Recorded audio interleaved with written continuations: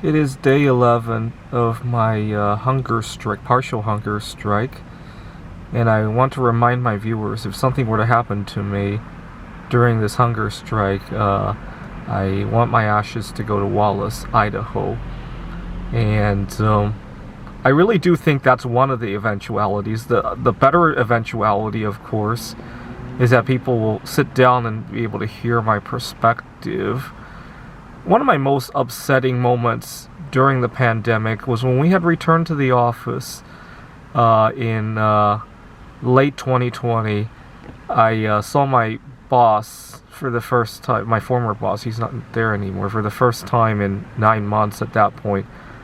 And he said he was sorry that I had broken off in the engagement with my ex-girlfriend because of how much we discovered ourselves during COVID-19, and that he hopes that I find somebody new.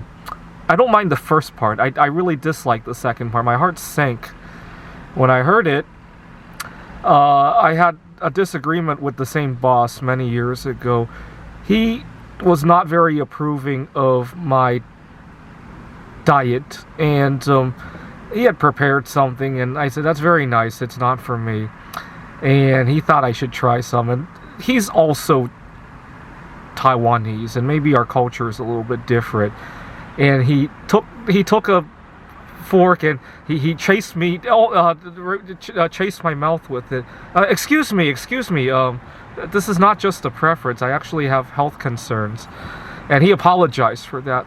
But my point is, why does one need to have health concerns in order to have a dietary preference, right? If somebody says no, that should be the end of it, right? Now, what really upset me is that after the situation with Andrew Cuomo last year, we had a discussion about sexual harassment, and I said, well, isn't chasing somebody with food who has a difference in dietary orientation a similar kind of, it's against somebody's consent, right? And he laughed it out, right? He didn't think my concerns were very valid. And unfortunately, I run into this a lot, all of these problems, a lot in all of my workplaces, which is why I hope a hunger strike where I need serious medical attention can get people to sit down and listen to my perspective. And then I'll, especially with my parents, they don't approve of my solo sexuality. I think on Mother's Day, if I meet up with my family again, and my mom is concerned for me, and she's preparing my favorite foods for me, and nursing me back to health, that's when we can finally sit down and have that long overdue conversation, right?